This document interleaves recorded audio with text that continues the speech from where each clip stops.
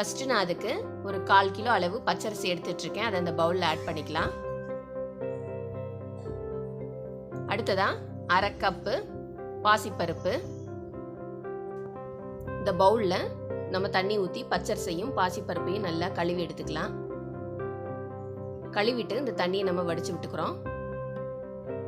அடுத்ததாக இதில் தண்ணி ஊற்றி ஒரு 1/2 மணி நேரம் ஊற வச்சுக்கலாம். 1/2 hour ஆச்சு. இப்போ அரிசி நல்லா ஊறி இருக்கு. இப்போ இதை நல்லா பிசைஞ்சு இந்த தண்ணியை நம்ம ஒரு கப்பில் எடுத்து வச்சுக்க போகிறோம். அரிசியும் பருப்பும் ஊறின தண்ணி நம்மளுக்கு பொங்கலுக்கு ஒரு தனி ருசியை கொடுக்கறது மட்டும் இல்லாமல் பொங்கல் நல்ல பானையிலேருந்து பொங்கி வர்றதுக்கும் இந்த தண்ணி தான் நம்மளுக்கு ஹெல்ப் பண்ணும். இப்போ எந்த பாத்திரத்தில் நம்ம பொங்கல் செய்ய போகிறோமோ அந்த பாத்திரத்தை நம்ம எடுத்துக்கிறோம். நான் இந்த சில்வர் பாத்திரம் தான் எடுத்துருக்கேன். இதில் நம்ம இப்போ இந்த அரிசி கழுவின தண்ணியை ஃபில்டர் பண்ணிக்கலாம்.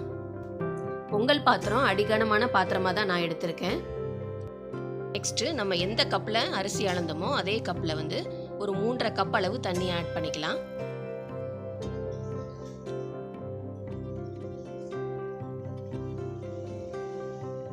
ஏற்கனவே நம்ம அரிசி கழுவின தண்ணியோடு சேர்த்து 4.5 கப் தண்ணி ஆட் பண்ணியிருக்கோம். இப்போ ஸ்டவ் ஆன் பண்ணி இந்த பாத்திரத்தை எடுத்து நம்ம ஹீட் பண்ண ஆரம்பிக்கலாம். தண்ணி நல்லா கொதிக்கட்டும். இப்போ தண்ணி நல்லா கொதிச்சு நல்லா நுரக்கட்டி நிற்கிது.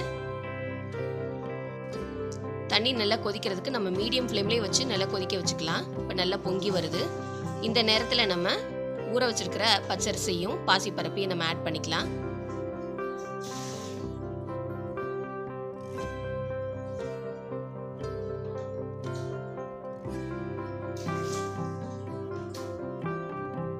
இப்போ இதில் ஒரு 2-3 கல்லுப்பு ஆட் பண்ணிக்கலாம். இப்போ கல்லுப்பு ஏன் சேர்க்குறோம்னா நம்ம எந்த ஒரு ஸ்வீட் செஞ்சாலும் அதில் லைட்டாக நம்ம உப்பு ஆட் பண்ணோம்னா அந்த ஸ்வீட்னஸ் நம்மளுக்கு நல்லா தூக்கி கொடுக்கும்.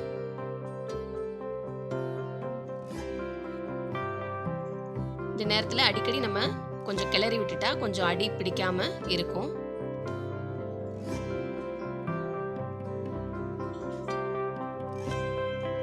இந்த மாதிரி கொஞ்சம் அடி ஒட்டி நம்ம கிளறி விடணும். இது சில்வர் பாத்திரம்ன்றதுனால கொஞ்சம் கேர்ஃபுல்லாகவே பண்ணிட்டு இருக்கேன். அரிசி எந்த அளவுக்கு வெந்திருக்குன்னு பார்க்கலாம். இப்போ அரிசி நல்லா சரியான பதத்தில் இருக்கு. இப்போ நம்ம மற்ற ஐட்டத்தெல்லாம் இதில் சேர்த்துக்கலாம். இப்போ எந்த கப்பில் நம்ம பச்சரிசி அளந்தோமோ அதே அளவு நம்ம வெல்லத்தையும் ஆட் பண்ணிக்கிறோம். அடுத்ததாக ஒரு 3/4 கப்பு பால் ஆட் பண்ணிக்கலாம். நெக்ஸ்ட் இதில் ஒரு 5 ஏலக்காயை தட்டி ஆட் பண்ணிக்கிறேன். அடுத்து ஒரு 70 மில்லி அளவு நெய் ஆட் பண்ணிக்கிறேன். இதை நல்லா மிக்ஸ் பண்ணி விட்டுக்கலாம். இதை நல்லா மிக்ஸ் பண்ணுறதுனால வெல்லம் அங்கங்கே கட்டியாக கரையாமல் இருந்திருந்தாலும் இந்த மாதிரி அடிக்கடி கிளறி விட்டுறதுனால வெல்லம் நல்லா கரைஞ்சிரும். இது மீடியம் ஃப்ளேமில் தான் நம்ம குக் பண்ணி எடுத்துட்ருக்கோம். நல்ல பதத்தில் இருக்குது. இந்த நேரத்தில் நம்ம ஸ்டவ் ஆஃப் பண்ணிக்கலாம். இதுதான் கரெக்டான பக்குவம். இந்த பக்குவத்தில் நம்ம ஆஃப் பண்ணால் தான் நம்மளுக்கு 6 நாளும் நல்ல ஒரு கரெக்டான கன்சிஸ்டன்சியில் இருக்கும் பொங்கல். இப்போ நம்ம ஸ்டவ் ஆஃப் பண்ணிக்கலாம். நெக்ஸ்ட்டு தாளிப்பு கரண்டி எடுத்திருக்கேன். இதில் 1 டீஸ்பூன் அளவு நெய் விட்டுருக்கேன். இதில் ஒரு 15 முந்திரி பருப்பை 2 உடைச்சு ஆட் பண்ணி அதை வதக்கி விடுறேன். அடுத்ததாக இதில் ஒரு 20 கிஸ்மிஸ் ஆட் பண்ணி அதையும் நல்லா பலூன் மாதிரி ஆகிற வரைக்கும் நல்லா ஃப்ரை பண்ணி விட்டுக்கலாம். நல்லா பலூன் மாதிரி உப்பி எழும்பிருச்சு. இப்போ இதை நம்ம பொங்கலில் நம்ம ஆட் பண்ணி மிக்ஸ் பண்ணி விட்டுக்கலாம். பார்க்குறதுக்கே நல்லா சூப்பராக இருக்குது. மனமும் நல்லா இருக்குது.